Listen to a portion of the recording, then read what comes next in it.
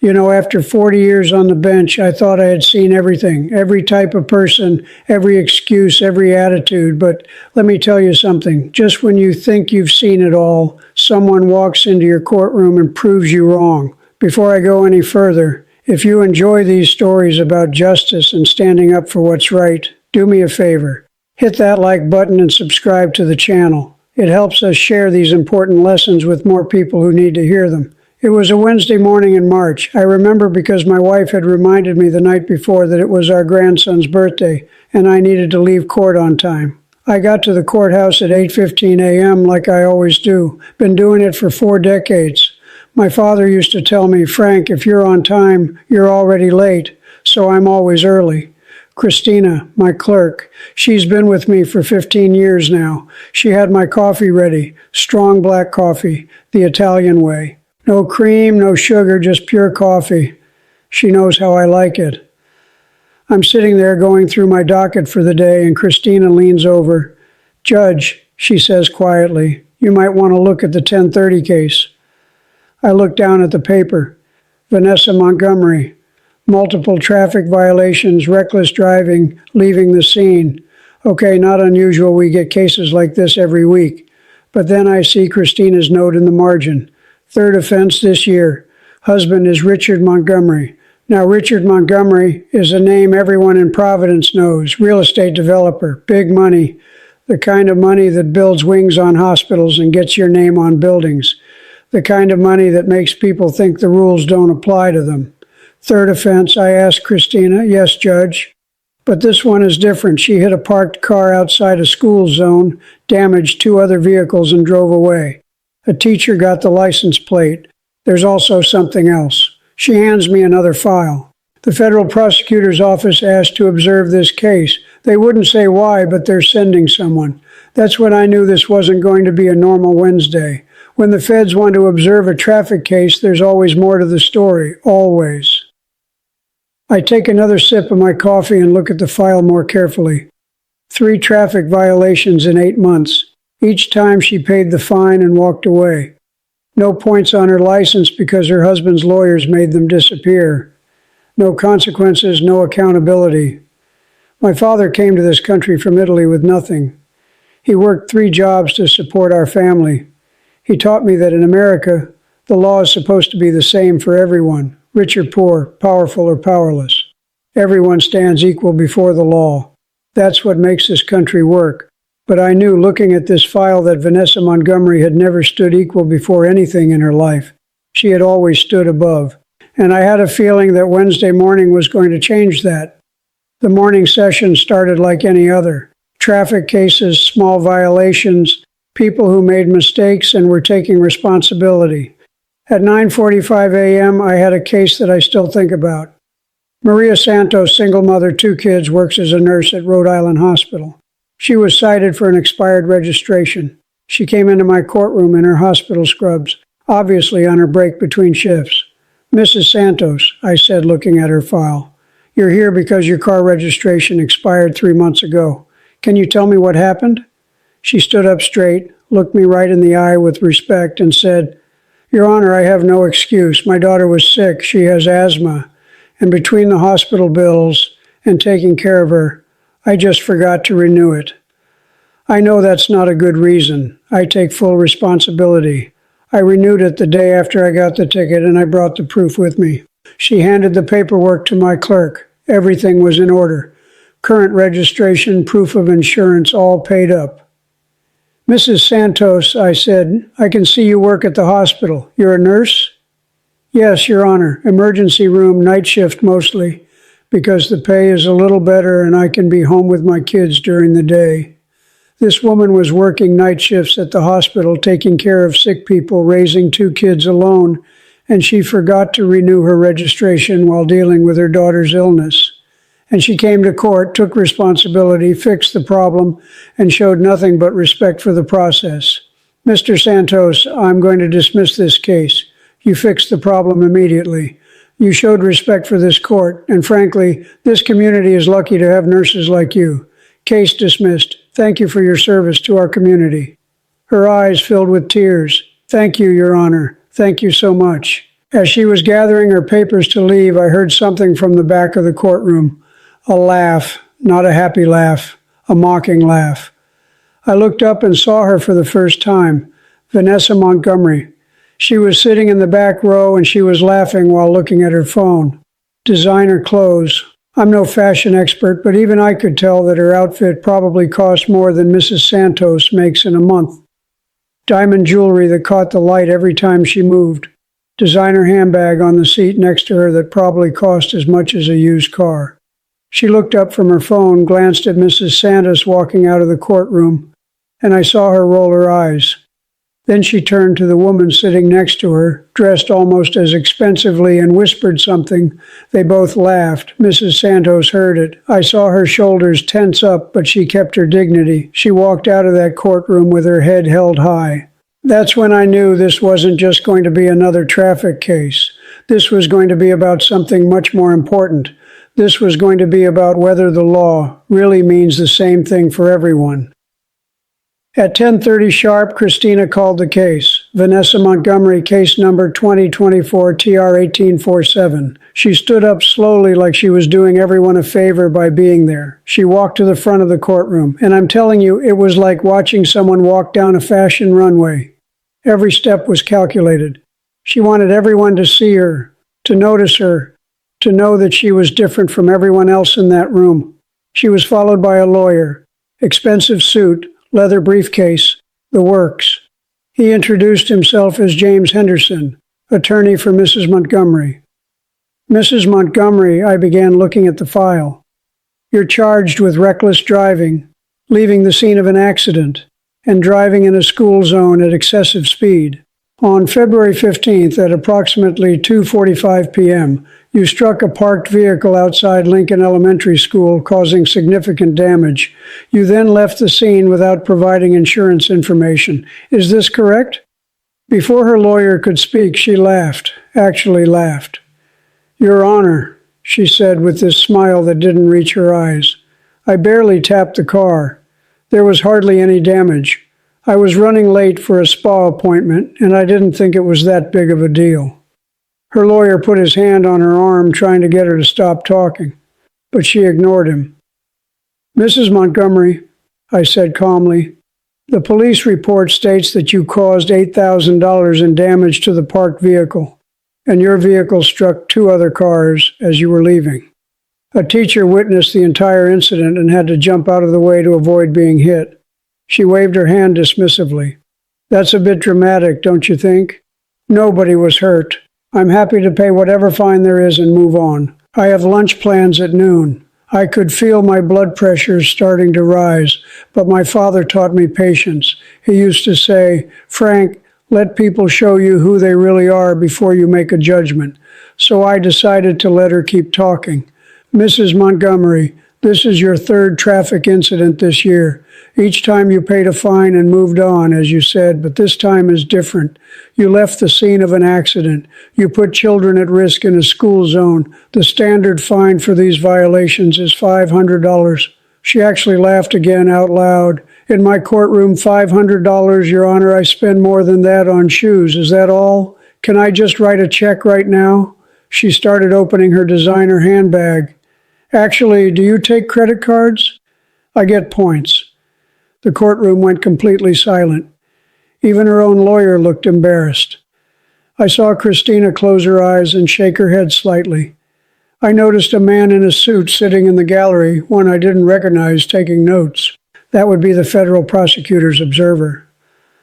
Mrs. Montgomery, I said, keeping my voice level. This is a court of law, not a shopping mall. You seem to think that everything can be solved by writing a check. She shrugged. Well, can it? That's how it's worked the last 2 times. I pay, you all get your money, everyone's happy. I really don't understand why we're making such a big deal out of this. Her lawyer tried again. Your Honor, if I may speak, but she cut him off. James, please, I've got this. She turned back to me. Look, Judge Caprio, can I call you Frank? My husband plays golf with the mayor. We donated money for the new courthouse wing. I think we can all agree that this is just a formality. Let me pay the fine and we can all move on with our day. That's when I knew she wasn't just dismissive. She genuinely believed that her money and her husband's connections put her above the law. She thought she could buy her way out of anything. I thought about Mrs. Santos, the nurse who worked night shifts and took full responsibility for forgetting to renew her registration. I thought about my father working 3 jobs, teaching me that respect and dignity matter more than money. And I thought about every person who ever stood in my courtroom and showed respect for the legal system, even when it was hard. Mrs. Montgomery, I said quietly, you cannot call me Frank. You will address me as Your Honor or Judge. And no, you don't have this. What you have is a serious misunderstanding of how the legal system works. She looked genuinely surprised, like no one had ever told her no before. Excuse me, she said, her voice getting colder. You heard me correctly. This is a courtroom, not a country club. Your husband's connections, your donations, your designer clothes, none of that matters here. What matters is that you broke the law, you endangered people, and you seem to think it's all a joke. Her face changed. The fake smile disappeared. I don't appreciate your tone, Judge. I came here prepared to pay the fine like a good citizen. I don't need a lecture about respect from someone who clearly doesn't understand who they're dealing with. Her lawyer grabbed her arm. Mrs. Montgomery, please let me handle this. She pulled away from him. No, James, this is ridiculous. I'm not going to stand here and be insulted by someone who makes less in a year than I spend on vacations. The courtroom gasped. Even her lawyer looked shocked, but I stayed calm. My father used to tell me, Frank, when someone shows you their true character, believe them the first time. Mrs. Montgomery, I said, standing up from my bench, something I rarely do. I've been a judge for 40 years. I've seen every kind of person walk through those doors, rich, poor, educated, uneducated, and you know what I've learned? Money doesn't buy character. Your wealth doesn't give you the right to disrespect this court or endanger people and laugh about it. She crossed her arms. Are you finished? Because I'd like to pay my little fine and leave. No, Mrs. Montgomery, I'm not finished because here's what you don't know. That $500 fine, that was just for the basic traffic violation, but I haven't read you the other charges yet. For the first time, she looked uncertain. Other charges? Her lawyer stepped forward. Your Honor, what other charges? I wasn't informed. I picked up a different file that had been delivered to my chambers that morning. These charges were just filed this morning by the federal prosecutor's office. I believe there's someone here from that office who can explain. The man in the suit stood up. Your Honor, I'm Assistant U.S. Attorney David Chen. We've been investigating Mrs. Montgomery and her husband for tax fraud and money laundering. We're ready to present additional charges. The color drained from Vanessa Montgomery's face. I opened the federal file. Mrs. Montgomery, you're being charged with conspiracy to commit tax fraud, filing false tax returns, and money laundering. The IRS has been investigating you and your husband for 18 months. They've tracked over $2 million in unreported income and fraudulent charitable deductions. She tried to speak, but no words came out. Attorney Chen continued, Your Honor, those donations Mrs. Montgomery mentioned, they were fake. The Montgomerys claimed millions in charitable deductions for donations they never made. They created fake receipts, fake charities, and used shell corporations to hide income. We have 18 months of evidence, including bank records, emails, and recorded phone conversations. This is insane, she whispered. James, do something. Her lawyer looked like he wanted to be anywhere else. Your Honor, I was retained only for the traffic matter. I had no knowledge of any federal investigation. I looked at Mrs. Montgomery. All that arrogance, all that confidence, all that superiority, it was gone. She was shaking.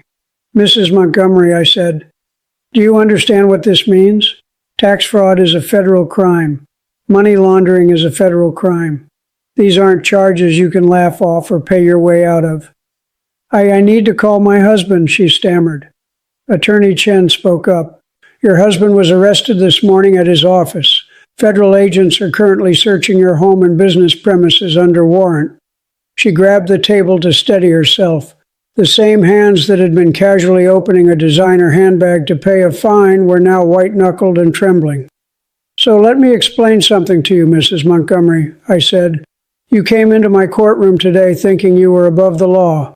You mocked a hard-working nurse. You laughed about endangering children. You bragged about your wealth and your connections.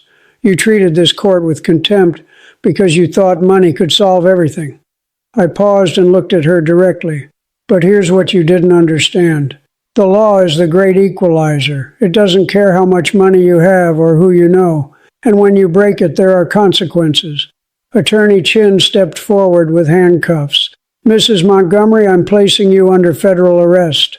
You have the right to remain silent. Anything you say can and will be used against you in a court of law. Wait, she said, tears streaming down her face now, ruining her expensive makeup. Your Honor, please. I'm sorry. I didn't mean any disrespect. Can't we work something out? I'll pay whatever fine you want. I'll apologize. I'll do community service, please. I sat back down. Mrs. Montgomery, 2 hours ago, you were laughing in my courtroom. You were ready to pay $500 like it was pocket change. You treated everyone here with contempt. And now that you're facing real consequences, suddenly you want to apologize. I made a mistake, she sobbed. Please, I have children. So does Mrs. Santos, the nurse you laughed at. She has 2 children and works night shifts at the hospital to support them. But she came into this court with respect and dignity, even though she was scared. You came in here with arrogance and contempt. There's a lesson in that difference. The federal agents led her away. The designer handbag, the expensive jewelry, the perfect hair, none of it mattered now. She was just another defendant who had broken the law and would face justice. After they took her away, the courtroom was silent. I called a 15-minute recess because honestly I needed a moment to collect myself. Christina brought me fresh coffee. Judge, she said quietly, in 15 years working with you, I've never seen anything like that. Neither have I, Christina, neither have I. That afternoon, Attorney Chin came to my chambers to explain. The federal investigation had been going on for 18 months. They knew Vanessa Montgomery would eventually end up in court for her reckless driving, and they wanted to serve the federal charges in a public setting to send a message. We could have arrested her at home, he explained, but people like the Montgomery have spent years believing they're above the law. We wanted the community to see that justice applies to everyone. The story was all over the news by that evening. Trophy wife arrested in Judge Caprio's courtroom on federal charges. But that's not what mattered to me. What mattered came 3 days later. I was in my chambers when Christina told me someone was asking to see me. It was Maria Santos, the nurse. Judge Caprio, she said, standing in my doorway. I hope it's okay that I came by.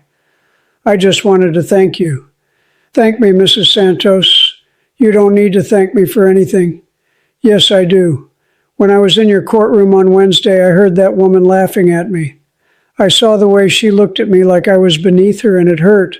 I worked so hard, I tried to do the right thing, and to have someone treat me like I'm nothing, it hurt.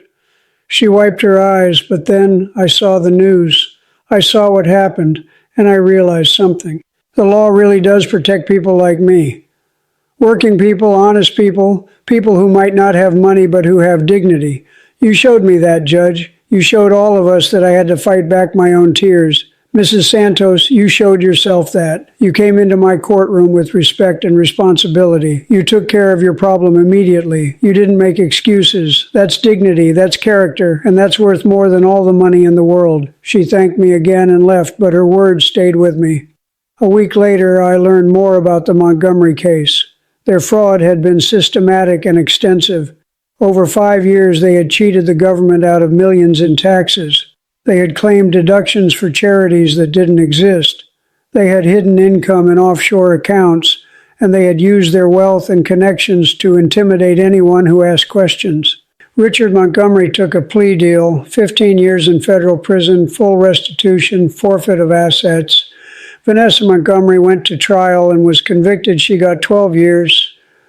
2 months after the trial, I got a letter. It was from Vanessa Montgomery, written from federal prison. I almost didn't open it, but something made me.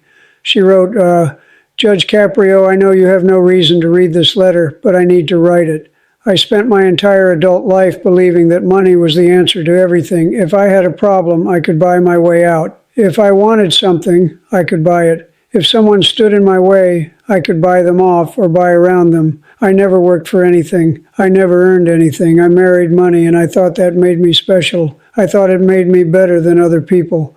I looked down on people who actually worked for a living, people like that nurse I laughed at in your courtroom, and I'm ashamed. I'm not writing to ask for sympathy or leniency. I'm writing because I finally understand what you tried to teach me that day. The law is the great equalizer. Money can't buy character. Wealth without dignity is worthless. I wish I had learned these lessons 30 years ago, but I'm grateful I'm learning them now, even if it's too late to matter. I kept that letter, not because I forgave her. That's not my job, but because it reminded me why I do what I do. It reminded me that sometimes, just sometimes, people do learn, even if it takes hitting rock bottom to get there. 6 months after the trial, the state used the recovered tax money to fund a scholarship program for nursing students. It was called the Dignity in Service Scholarship, and the first recipient was one of Maria Santos's daughters who wanted to follow in her mother's footsteps. That's justice, real justice, not just punishing the guilty, but using what we recover from wrongdoing to help people who are doing right. I think about that Wednesday morning often. I think about Vanessa Montgomery walking into my courtroom so confident, so arrogant, so sure that money could solve everything. I think about how quickly that confidence crumbled when she faced real consequences. But mostly I think about Maria Santos. I think about her standing in my courtroom in her hospital scrubs, tired from working all night, worried about her daughter, scared about the ticket, but still showing nothing but respect and dignity.